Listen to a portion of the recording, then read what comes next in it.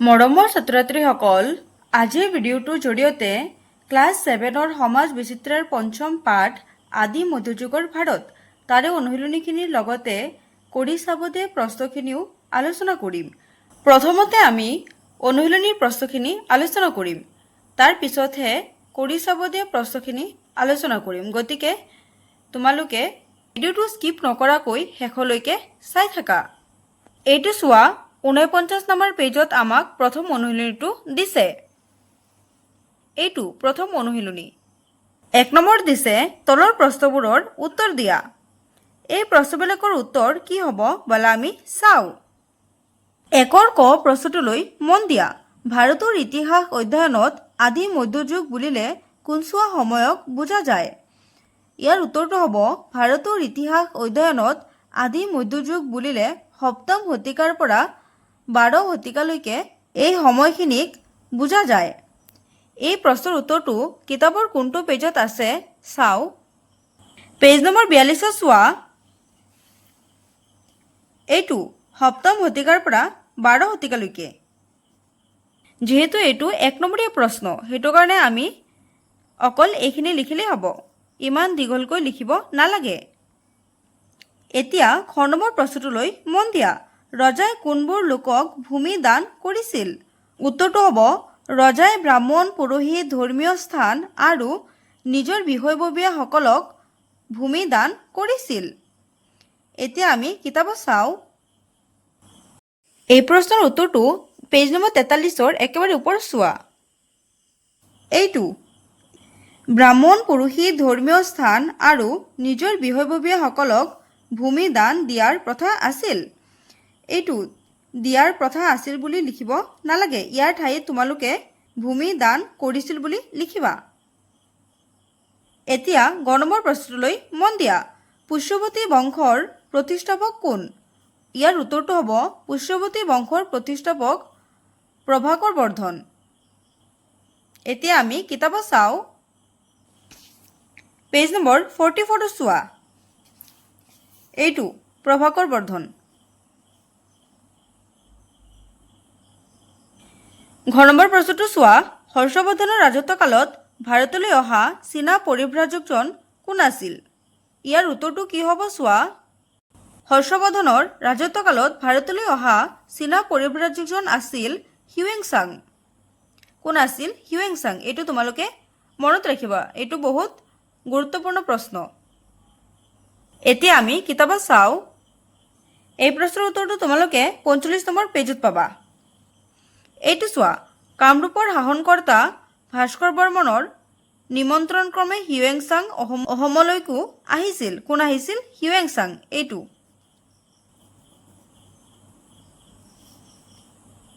এতিয়া 2 নম্বৰ প্ৰশ্নটো চোৱা। সাহিত্য আৰু ধৰ্মীয় দিশত ৰাষ্ট্ৰকূটসকলৰ অৱদানৰ বিষয়ে লিখা। ইয়াৰ উত্তৰটো হ'ব ৰাষ্ট্ৰকূটসকলৰ শাসনকালত সংস্কৃত আৰু প্ৰাকৃত ভাষাই বিকাশ লাভ কৰিছিল। তাৰপিছত চোৱা।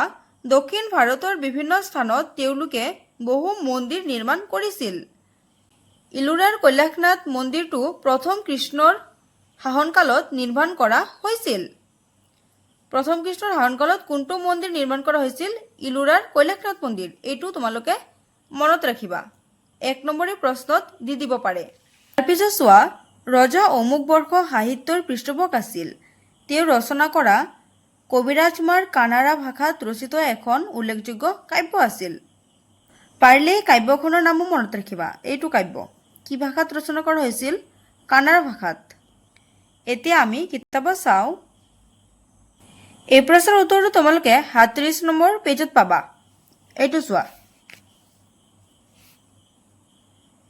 ইয়াৰ পৰা ইমানখিনি। এতিয়া 3 নম্বৰ প্ৰশ্নটো চোৱা। গুৰ্জৰ প্ৰতিহাৰসকলৰ পতনৰ কাৰণবোৰ কি কি? ইয়াৰ উত্তৰটো হ'ব ৰজা দ্বিতীয় নাগভট্টৰ শাসনকালত গুৰ্জৰ প্ৰতিহাৰসকলে কনৌজলৈকে নিজৰ প্ৰভাৱ বিস্তাৰ কৰিবলৈ চেষ্টা কৰিছিল। ফলত কনৌজত ইতিমধ্যে প্ৰভাৱশালী হৈ থকা আন দুটা বংশ ৰাষ্ট্ৰকূট আৰু পলাশসকলৰ লগত তেওঁলোকৰ সংঘাত হৈছিল। তাৰপিছত তোমালোকে পেৰেগ্ৰাফ চেঞ্জ কৰি লিখিবা 10ম শতিকাৰ আৰম্ভণিতে গুৰ্জৰ প্ৰতিহাৰসকল ৰাষ্ট্ৰকূটৰ আক্ৰমণৰ সন্মুখীন হৈছিল। ৰাষ্ট্ৰকূট ৰজাই কনৌজ চহৰ আক্ৰমণ কৰি ইয়াক ধ্বংসস্তূপত পৰিণত কৰিছিল। এই দুটাই আছিল গুৰ্জৰ প্ৰতিহাৰসকলৰ পতনৰ কাৰণ। এতিয়া আমি কিতাপত চাওঁ, পেজ নম্বৰ ৪৮ৰ দ্বিতীয় দফাটো চোৱা, এইটো ইয়াৰ পৰা ইমানখিনি, আৰু তাৰপিছত চোৱা ইয়াৰ পৰা ইমানখিনি। ভালদৰে চাই লোৱা, এইখিনি হৈছে প্ৰথমটো কাৰণ আৰু এইখিনি হৈছে দ্বিতীয়টো কাৰণ। এতিয়া ৪ নম্বৰ প্ৰশ্নটোলৈ মন দিয়া। পালসকলে কেনেদৰে প্ৰশাসনিক কাৰ্য চলাইছিল তাৰ বিষয়ে চমুকৈ লিখা। উত্তৰটো কেনেকৈ লিখিবা চোৱা। পালসকলে তেওঁলোকৰ ৰাজ্যখন ভুক্তি, বিষয় আৰু মণ্ডল এই তিনিটা প্ৰশাসনীয় গোটত ভাগ কৰিছিল। পালসকলে কি কৰিছিলে, তেওঁলোকৰ যে ৰাজ্যখন আছে এই ৰাজ্যখনক তিনিটা প্ৰশাসনীয় গোটত ভাগ কৰিছিলে। ভাগকেইটা কি কি আছিলে? ভুক্তি, বিষয় আৰু মণ্ডল। মনত ৰাখিবা। তাৰপিছত চোৱা, প্ৰথমটো গোটৰ দায়িত্বত এজন বা ততোধিক বিষয়া আছিল। গ্ৰামপতি আৰু দহগ্ৰামিকা নামৰ বিষয়াৰ হাতত গাঁওবোৰ প্ৰশাসনৰ দায়িত্ব অৰ্পণ কৰা হৈছিল। কাৰ হাতত গাঁওবোৰ অৰ্পণ কৰা হৈছিল? গ্ৰামপতি আৰু দহগ্ৰামিকা নামৰ বিষয়াৰ হাতত। তাৰপিছত চোৱা, পাল ৰজাসকলে ব্ৰাহ্মণ, পুৰোহিত আৰু মন্দিৰবোৰক ভূমি দান দিয়াৰ লগতে কৃষিজীৱী, কৈৱৰ্ত সকলোকো ভূমি দান কৰিছিল। এতিয়া আমি কিতাপত চাওঁ, পেজ নম্বৰ ৪৬ চোৱা, ইয়াৰ পৰা ইমানখিনি। এতিয়া ৫ নম্বৰ প্ৰশ্নটো চোৱা, প্ৰশাসনিক সুবিধাৰ বাবে ৰাষ্ট্ৰকূট আৰু গুৰ্জৰ প্ৰতিহাৰসকলে নিজৰ নিজৰ ৰাজ্যবোৰক কি কি ভাগত ভাগ কৰিছিল? নামবোৰ উল্লেখ কৰা। কেনেকৈ লিখিবা চোৱা। প্ৰশাসনৰ সুবিধাৰ বাবে ৰাষ্ট্ৰকূটসকলে নিজৰ ৰাজ্যখন ৰাষ্ট্ৰ বা প্ৰদেশ, বিষয় বা জিলা আৰু ভুক্তি এই তিনিটা প্ৰধান ভাগত ভাগ কৰিছিল। ৰাষ্ট্ৰকূটসকলে কি কৰিছিলে?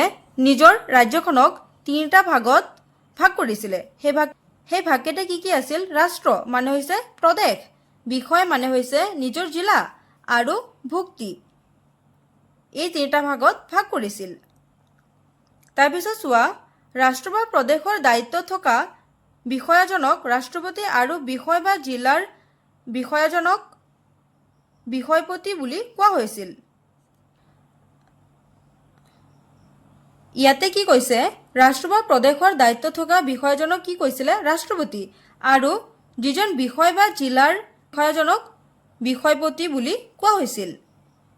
এইখিনি হৈছে ৰাষ্ট্ৰকূটৰ ৰাজ্যৰ বিষয়ে। আৰু এতিয়া আমি চাম গুৰ্জৰ প্ৰতিহাৰসকলৰ ৰাজ্যৰ বিষয়ে। এতিয়া পেৰেগ্ৰাফ চেঞ্জ কৰি লিখিবা। গুৰ্জৰ প্ৰতিহাৰসকলে শাসনৰ সুবিধাৰ্থে ৰাজ্যখনক কেইবাখনো প্ৰদেশত ভাগ কৰি লৈছিল। প্ৰদেশবোৰক আকৌ ভুক্তি আৰু মণ্ডল নামেৰে আন দুটা প্ৰশাসনিক গোটত ভাগ কৰিছিল। ইয়াৰ উপৰি প্ৰতিটো মণ্ডলৰ তলত কেইবাখনো নগৰ আৰু গাঁও আছিল। এতিয়া আমি কিতাপত চাওঁ, পেজ নম্বৰ ৪৭ চোৱা, ৰাষ্ট্ৰকূটসকল। ইয়াতে ইয়াৰ পৰা ইমানখিনি ৰাষ্ট্ৰকূটসকলৰ প্ৰশাসনিক ব্যৱস্থাৰ বিষয়ে ইয়াতে লিখা আছে। আকৌ পেজ নম্বৰ ৪৮ চোৱা,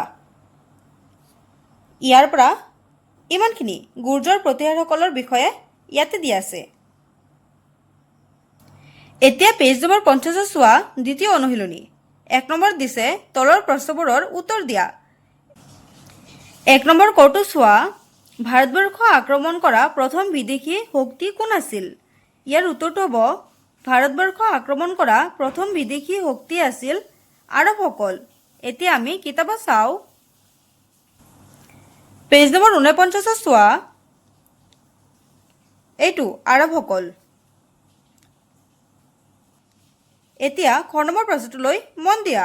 আৰবসকলৰ আগমনৰ সময়ত হিন্দু অঞ্চলৰ ৰজা কোন আছিল? উত্তৰটো কি হ'ব চোৱা। আৰবসকলৰ আগমনৰ সময়ত হিন্দু অঞ্চলৰ ৰজা আছিল দাহিৰ। এতিয়া আমি কিতাপত চাওঁ, এই প্ৰশ্নৰ উত্তৰটো তোমালোকে পেজ নম্বৰ ৪৯তে পাবা। এইটো চোৱা, দাহিৰ। এতিয়া গ নম্বৰ প্ৰশ্নটো চোৱা, চুলতান মাহমুদে কিমানবাৰ ভাৰত আক্ৰমণ কৰিছিল? ইয়াৰ উত্তৰটো হ'ব চুলতান মাহমুদে 17 বাৰ ভাৰত আক্ৰমণ কৰিছিল। এতিয়া আমি কিতাপত চাওঁ। এই প্ৰশ্নৰ উত্তৰটো দ্বিতীয় অনুশীলনীৰ ওপৰতে আছে। এইটো তুৰ্কীসকল। ইয়াতে চোৱা, এইটো 17 বাৰ ভাৰত আক্ৰমণ কৰিছিল। ঘৰ নম্বৰটো চোৱা, ভাৰতত কেতিয়াৰ পৰা চুলতানী আমোলৰ আৰম্ভণি হৈছিল? ইয়াৰ উত্তৰটো হ'ব ভাৰতত 1206 খ্ৰীষ্টাব্দৰ পৰা কুতুবুদ্দিন আইবাকৰ নেতৃত্বত চুলতানী আমোলৰ আৰম্ভণি হৈছিল।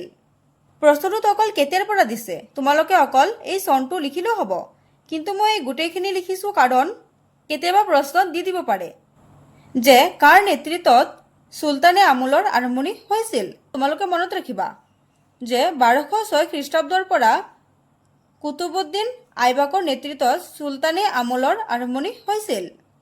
এতিয়া আমি কিতাপত চাওঁ। এই প্ৰশ্নৰ উত্তৰটো তোমালোকে 2 নম্বৰ অনুশীলনীটোৰ অলপ ওপৰতে পাবা। এইটো ইয়াৰ পৰা ইমানখিনি। এতিয়া 2 নম্বৰ প্ৰশ্নটো চোৱা, আৰবসকলে কোন কোন অঞ্চলত নিজৰ শাসন বিস্তাৰ কৰিছিল? ইয়াৰ উত্তৰটো হ'ব আৰবসকলে বৰ্তমান পাকিস্তানৰ হিন্দু প্ৰদেশৰ দেৱাল বৰ্তমান ক'ত আছে? কৰাচীৰ কাষত। তাৰপিছত চোৱা, ব্ৰাহ্মণবাদ বৰ্তমান পাকিস্তানৰ মানচুৰা, হায়দৰাবাদ পাকিস্তান, মুলতান অঞ্চলত নিজৰ শাসন বিস্তাৰ কৰিছিল। এতিয়া কিতাপত চোৱা, কোনটো পেজত পাবা? পেজ নম্বৰ 49ত পাবা। এইটো ইয়াৰ পৰা ইমানখিনি। এতিয়া 3 নম্বৰ প্ৰশ্নটোলৈ মন দিয়া। তৰাইনৰ প্ৰথম আৰু দ্বিতীয় যুদ্ধ কেতিয়া আৰু কাৰ কাৰ মাজত সংঘটিত হৈছিল?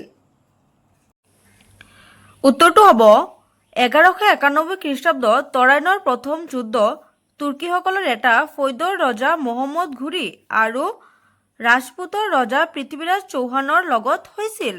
এই যুদ্ধত মহম্মদ ঘুৰিৰ পৰাজয় হয়।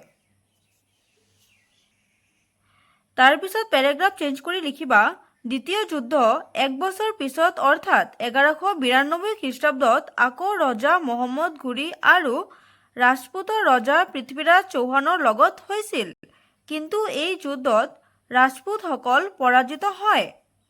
প্ৰথম যুদ্ধটো কিমান চনত হৈছিল? 1191 খ্ৰীষ্টাব্দত আৰু কাৰ কাৰ মাজত হৈছিল? মহম্মদ ঘুৰি আৰু পৃথ্বীৰাজ চৌহানৰ মাজত হৈছিল, কিন্তু এই যুদ্ধত মহম্মদ ঘুৰি পৰাজয় হৈছিল। তাৰপিছত দ্বিতীয় যুদ্ধ প্ৰথম যুদ্ধৰ ঠিক 1 বছৰ পিছত হৈছিল, অৰ্থাৎ 1192 খ্ৰীষ্টাব্দত হৈছিল আৰু কাৰ কাৰ মাজত হৈছিল? আকৌ মহম্মদ ঘুৰি আৰু পৃথ্বীৰাজ চৌহানৰ মাজত হৈছিল আৰু এই যুদ্ধত মহম্মদ ঘুৰি জয় হৈছিল। 4 নম্বৰ প্ৰশ্নটোলৈ মন দিয়া। তুৰ্কীসকলে ভাৰত আক্ৰমণ কৰাৰ মূল কাৰণ কি আছিল?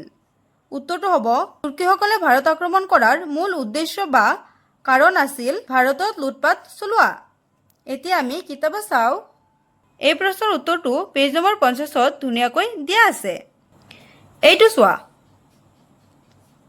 ইয়াৰ পৰা ইমানখিনি। মৰমৰ ছাত্ৰ ছাত্ৰীসকল, এতিয়া আমি আলোচনা কৰিম পাঠটোত থকা কৰি চোৱা প্ৰশ্নবিলাক। পেজ নম্বৰ 43ত চোৱা,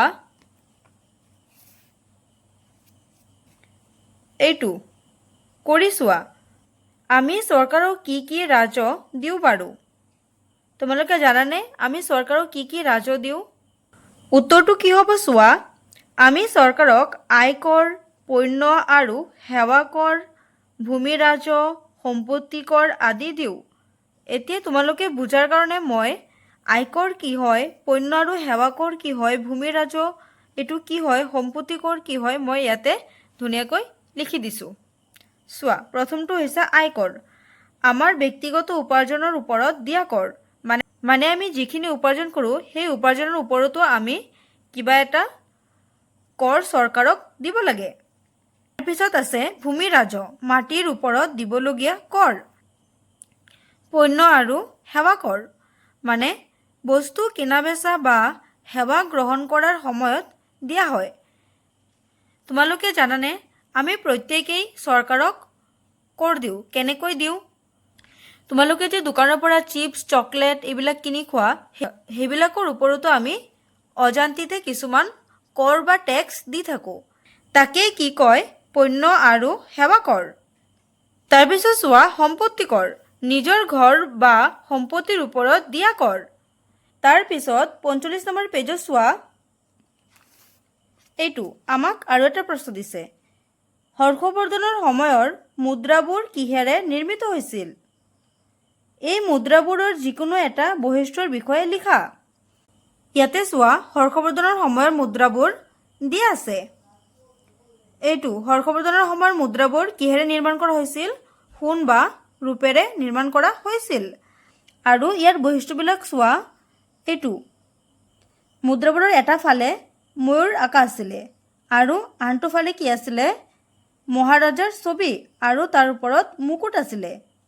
এতিয়া তোমালোকে কেনেকৈ লিখিবা চোৱা, এইটো হৰ্ষবৰ্ধনৰ সময়ত মুদ্ৰাবোৰ সোণ আৰু ৰূপেৰে নিৰ্মিত হৈছিল। মুদ্ৰাবোৰৰ এটা বৈশিষ্ট্য হ'ল এই মুদ্ৰাৰ পিছফালে ময়ূৰৰ ছবি বা চিত্ৰ খোদিত আছিল। তাৰপিছত 47 নম্বৰ পেজত চোৱা, এইটো ৰজাসকলে মন্দিৰ লগতে ব্ৰাহ্মণ, পুৰোহিত আৰু কৈৱৰ্তসকলক কিয় ভূমি দান কৰিছিল? উত্তৰটো কি হ'ব চোৱা, ৰজাসকলে ব্ৰাহ্মণ, পুৰোহিত আৰু কৈৱৰ্তসকলক ভূমি দান কৰিছিল যাতে ৰাজ্যত তেওঁলোক ধনী হয় আৰু সাধাৰণ মানুহতকৈ তেওঁলোক ভাল পৰিস্থিতিত থাকে আৰু ৰাজ্যখন সুচাৰুৰূপে পৰিচালনা হয়। মৰমৰ ছাত্ৰ-ছাত্ৰীসকল, আজিৰ ভিডিঅ'টো ইমানেই আছিল। যদি ভিডিঅ'টো ভাল লাগে তেনেহ'লে লাইক কৰিবা, শ্বেয়াৰ কৰিবা আৰু যদি মোৰ চেনেলটোত প্ৰথম তেনেহ'লে ছাবস্ক্ৰাইব কৰিবা। ধন্যবাদ।